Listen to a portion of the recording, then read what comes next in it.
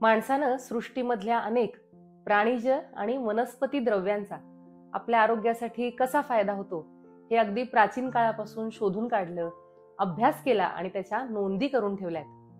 असंच अगदी अति प्राचीन काळापासून आरोग्यासाठी उपयुक्त असलेले एक औषध म्हणजे मध. काही काही संस्कृतींमध्ये मध म्हणजे तर पृथ्वी तलावरचं अमृत किंवा देवांचं पेय आहे अशी समजूत होती. फक्त भारतातच नाही बरं का, इतर अनेक देशांमध्ये वेगवेगळ्या कारणांनी आधीपासून मध वापरला जातो. इजिप्त मधल्या ममीमध्ये सुद्धा हजारो वर्षांपूर्वीचा मध सापडलाय आणि तो अजूनही तसाच्या तसाच आहे. हे मधाचं वैशिष्ट्य. इतकी वर्ष मध टिकून कसा काय राहतो, मधाचे आपल्या आरोग्यासाठी काय फायदे आहेत, मध कसा सेवन करायचा, शुद्ध मध आणि प्रक्रिया केलेला मध यात काय फरक असतो आणि तो कसा ओळखायचा, या सगळ्याच प्रश्नांची उत्तरं जाणून घेण्यासाठी आजचा आपला व्हिडिओ आहे. मी डॉक्टर स्मिता बोरा आणि अर्हम आयुर्वेद या युट्यूब चॅनलमध्ये तुम्हा सगळ्यांचं पुन्हा एकदा मनपूर्वक स्वागत. आयुर्वेदाची शास्त्रीय माहिती प्रामाणिकपणे अधिकाधिक लोकांपर्यंत पोहोचवणं हाच आपल्या चॅनलचा उद्देश आहे. चॅनलचा प्रतिसादही दिवसेंदिवस वाढतोय, पण तुम्ही अजूनही आपलं चॅनल सबस्क्राईब केलं नसेल तर अवश्य करा. चला वळूया आजच्या आपल्या विषयाकडे. आपल्या भारतात प्राचीन काळापासून वेदांमध्ये, आयुर्वेदामध्ये मधाचं वर्णन केलेलं असलं तरी सध्याच्या काळात सगळ्यात चांगल्या मधाचं उत्पादन करणाऱ्या देशांच्या यादीत भारत नाही. ऑस्ट्रेलिया, न्यूझीलंड, टर्की अशा देशांनी काळजीपूर्वक मधाचं उत्पादन, त्याची क्वालिटी यामध्ये सातत्य ठेवलंय. सध्या भारतामधलं मदुराई हे शहर मधाच्या उत्पादनात अग्रेसर आहे. मध उष्ण आहे की थंड आहे, तुम्हाला काय वाटतं बरं? 1 मिनिट आपला व्हिडिओ पॉज करा आणि तुमचं उत्तर कमेंट्स मध्ये लिहा. आणि या प्रश्नाचं खरं उत्तर काय आहे ते आपण या व्हिडिओत पुढे पाहूया. आता नेमका मध कसा तयार होतो, त्याचे प्रकार कोणकोणते ते पाहू. मध हा एक कीटकजन्य पदार्थ आहे. फुलांच्या परागकणांवर मधमाशा एक विशिष्ट प्रक्रिया करतात आणि पोळ्यांमध्ये मध साठवून ठेवतात. जंगलातून मध मिळणं सध्या अवघड झालंय, म्हणून मधुमक्षिका पालन केंद्रात लाकडी खोक्यांमध्ये मधाचं उत्पादन घेतलं जातं. मधमाशांची जगातली एकंदर संख्या ही आपल्या इकोसिस्टीमचा म्हणजे पर्यावरण संस्थेचा खूप महत्वाचा भाग आहे. वनस्पतींचं परागीभवन करण्यामध्ये मधमाशांचा रोल खूप महत्वाचा आहे. मधमाशा ज्या ठिकाणी पोळं बांधतात त्यानुसार तिथल्या वनस्पतींचे, तिथल्या फुलांचे गुणधर्म मधामध्ये येतात. विशेषतः जांभूळ, करंज, कारवी, निलगिरी, लिची, शेवगा, हिरडा अशा अनेक वनस्पतींच्या फुलोऱ्यातून मधमाशा मध गोळा करतात. महाराष्ट्रामध्ये सह्याद्रीच्या जंगलात जांभळाचा मध विपुल प्रमाणात मिळतो. हा मध रंगानं थोडा गडद असतो आणि चवीनं किंचित कडवट असतो. मधुमेही रुग्णांसाठी हा मध अतिशय उत्तम. आपल्याला फुलांच्या प्रकारानुसार वेगवेगळा मधही मिळतो.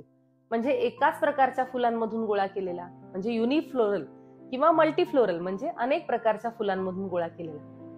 आयुर्वेदातही मधाचे 8 प्रकार सांगून ठेवले आहेत. त्यातले काही म्हणजे माक्षिक, भ्रामर, क्षौद्र, पौत्तिक असे त्याची वेगवेगळी नावं आहेत. आधुनिक दृष्ट्या मधाची आहार तज्ञांना जेवढी माहिती असते ना, त्यापेक्षा कितीतरी अधिक माहिती किंवा सविस्तर वर्णन त्याचे गुण हे आयुर्वेदाच्या ग्रंथात सांगितले.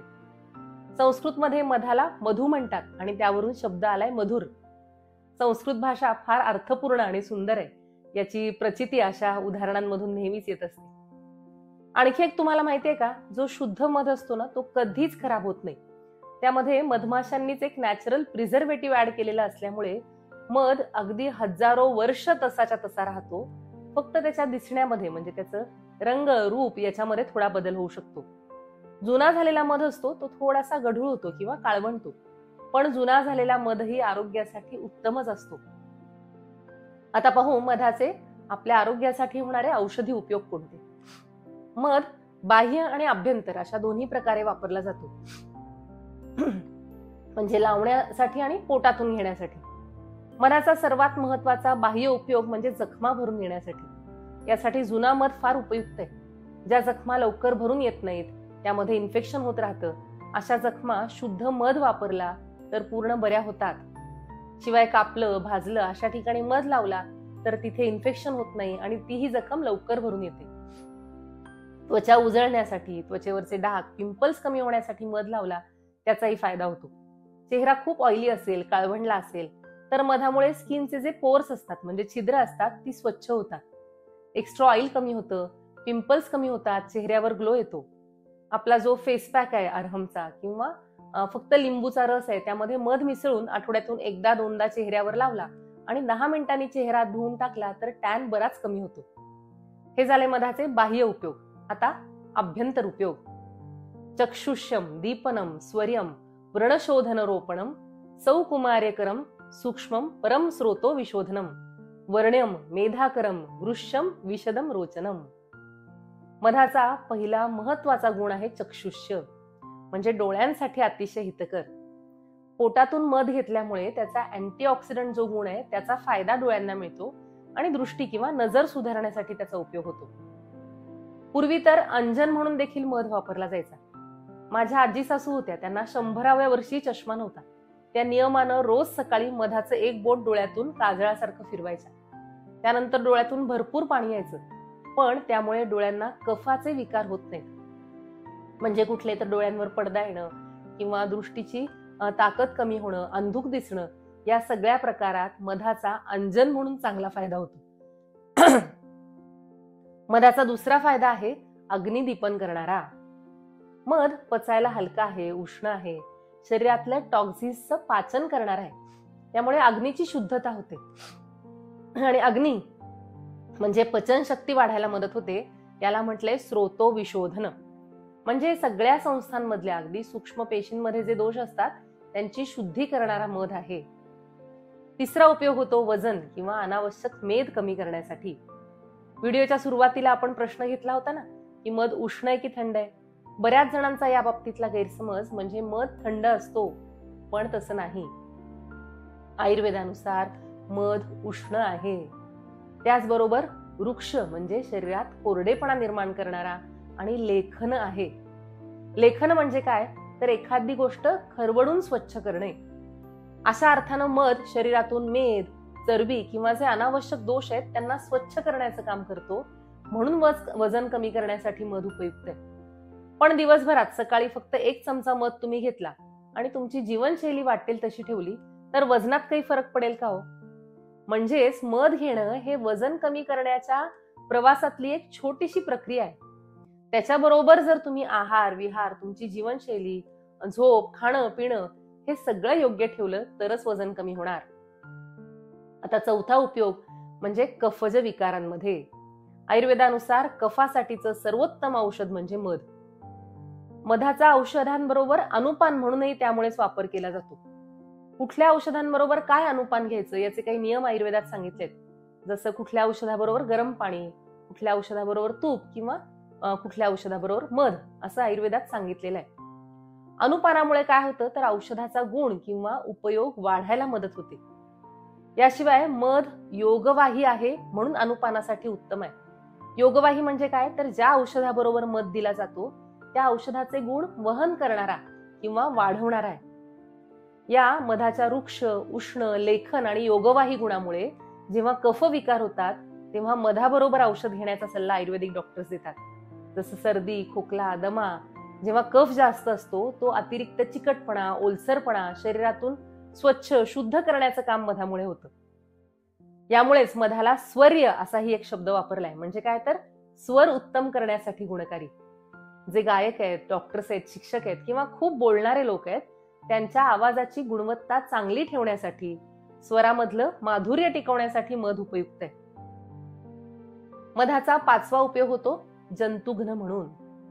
संशोधनानुसार मधामध्ये अनेक औषधी गुणधर्म आहेत. त्याचप्रमाणे अँटीबॅक्टेरियल म्हणजे जंतुघ्न म्हणून हे अतिशय उत्तम औषध आहे. तसंच अँटी इन्फ्लमेटरी आहे म्हणजे सूज कमी करण्यासाठी उपयुक्त आहे. नैसर्गिकपणेच मधात अँटीऑक्सिडंट्स आहेत, फायटोकेमिकल्स आहेत, फ्लेवनॉइड्स आहेत.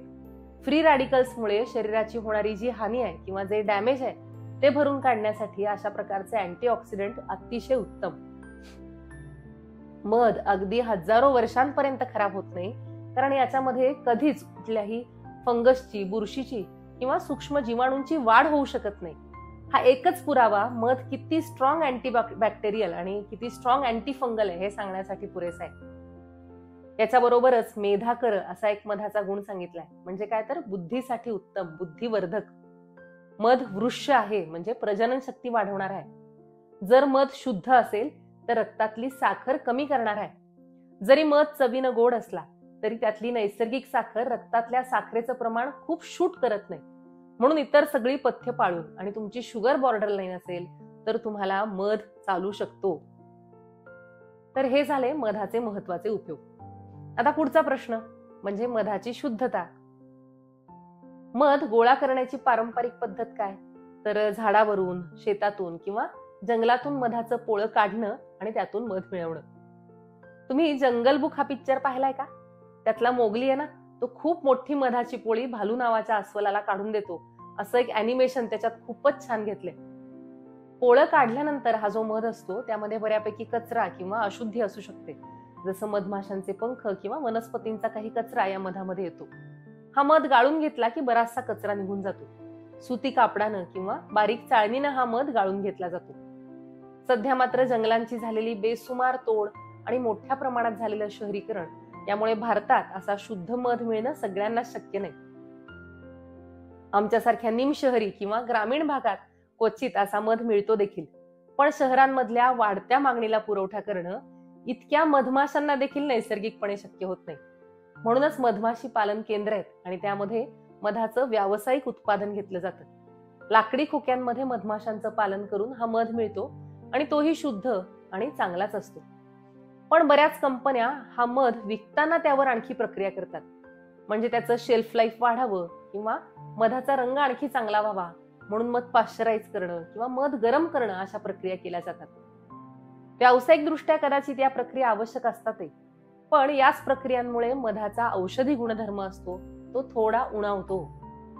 बाजारामध्ये काय आहे की मधाला मागणी जास्त आहे आणि मधाचा पुरवठा किंवा उत्पन्न आपल्याकडचं कमी असल्यामुळे बरेचदा मधामध्ये भेसळ केली जाते. अनेक नामांकित कंपन्यांच्या मधामध्ये देखील कृत्रिम साखर किंवा काकवी मोठ्या प्रमाणात असते. जो अस्सल मध आहे त्याचा गोडवा जिभेवर फक्त 15 सेकंदच टिकतो, पण त्यामध्ये साखरेचा पाक किंवा भेसळ असेल तर त्याचा जिभेवरचा गोडवा तब्बल 15 मिनिटांपर्यंत टिकून राहतो. याशिवाय अस्सल मध असतो तो कपड्याला चिकटत नाही. जर कापडावर तुम्ही मधाचा एक थेंब टाकला तर तो ओघळून जातो किंवा न चिकटता घरंगळून जातो, आणि कृत्रिम मध किंवा साखर असलेला मध असतो तो कपड्यांना चिकटून राहतो. ही मध ओळखण्याची आणखी एक खूण. तुम्हाला खात्रीचा शुद्ध मध ऑर्डर करायचा असेल तर अर्हम आयुर्वेदच्या या नंबरवर व्हॉट्सअप मेसेज तुम्ही करू शकता. आता पुढचा प्रश्न म्हणजे मध कसा सेवन करायचा. सध्या तर फ्युजन फूडची फार चलती आहे. कुठल्याही पदार्थात कुठलाही पदार्थ मिक्स करून त्याचं फ्युजन केलं जातं. अनेकदा असं फ्युजन करताना आरोग्याकडे मात्र दुर्लक्ष होतं. असाच मधाचा वापर सध्या फ्युजन फूड मध्ये मोठ्या प्रमाणात होतोय. गरम पाण्यात, कॉफीत, चहामध्ये किंवा कुठल्याही पदार्थामध्ये साखरेऐवजी मध टाकण्याचा सल्ला बरेच तज्ज्ञ सोशल मीडियावर अगदी बिनधास्त देत असतात. पण मध खाण्याचे काही महत्वाचे नियम कदाचित या मंडळींना माहिती नसतात. पहिली गोष्ट म्हणजे मध उष्ण आहे, आणि दुसरी गोष्ट म्हणजे मध कधीही गरम पदार्थांबरोबर घेऊ नये किंवा मध गरम करू नये. म्हणून गरम पाण्यात, चहात, कॉफीत मध टाकणं अगदी चूक आहे. मध गरम केल्यानं त्यातले एन्झाईम्स किंवा पोषक तत्व नष्ट होऊन जातात आणि याला आयुर्वेदात विरुद्धान्न म्हटले. म्हणजे मध गरम करण्याची क्रिया ही शरीरात टॉक्झिन्स किंवा दोष निर्माण करते. याशिवाय मध म्हटलं की अनेकांना हमखास आठवण येते ती सकाळी उपाशीपोटी मध, लिंबू आणि गरम पाणी या कॉम्बिनेशनची. तुम्ही सकाळी उपाशीपोटी मध घ्यायला हरकत नाही, पण आपण आत्ताच पाहिलं ना त्याप्रमाणे मध खूप गरम पाणी असेल तर त्यात ऍड करू नये. तुम्हाला घ्यायचंच असेल तर थोडं कोमट पाणी वापरावं. आणि लिंबू सकाळी उपाशीपोटी तर घेऊच नये. लिंबू अर्थात आरोग्यासाठी चांगला आहे, त्याचे फायदे आहेत, पण उपाशीपोटी खूप आंबट रसाचं कुठलंही द्रव्य शरीरातलं पित्त वाढवतं. म्हणून सकाळी उपाशीपोटी हे कॉम्बिनेशन नको. लिंबाच्या ऐवजी तुम्ही काय घेऊ शकता तर ताजा आवळ्याचा रस, मध आणि पाणी हे कॉम्बिनेशन घेऊ शकता. कारण फक्त आवळाच असा आहे की जो आंबट असला तरी पित्तशामक आहे. आवळ्याचा ज्यूस कसा बनवायचा आणि कसा टिकवायचा त्याचा व्हिडिओ देखील आपण अर्हम आयुर्वेद चॅनलवर यापूर्वीच पाहिला आहे. पाहिला नसेल तर तो नक्की पहा. याशिवाय सकाळी तुम्ही हळद आणि मध किंवा आल्याचा रस आणि मध, सुंठ, मिरी, पिंपळी किंवा आवळ्याची पावडर यांच्याबरोबर देखील मध घेऊ शकता. अशी वेगवेगळी कॉम्बिनेशन्स आहेत ती दिवसाची सुरुवात करण्यासाठी उत्तम आहेत. ही सगळी कॉम्बिनेशन्स आरोग्यासाठी चांगली आहेत, शरीरातली साखर कमी करणारी आहेत, टॉक्झिन्स कमी करणारी आहेत, आणि शिवाय वजन कमी करणारी आहेत.